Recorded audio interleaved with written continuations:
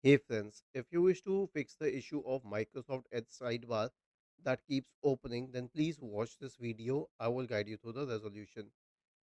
Search for Registry Editor in the Windows search bar and open the Registry Editor window. Go to HK Local Machine, Software, Microsoft and Edge. In the right pane, we will create a Dword 32-bit entry named Hub Sidebar Enabled. Hub Sidebar Enabled. Okay. Right click, New, Dword 32-bit value. This.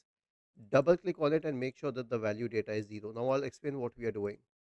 Hub sidebar enabled means that the sidebar is being enabled, and keeping its value data as 0 means that you have disabled this policy.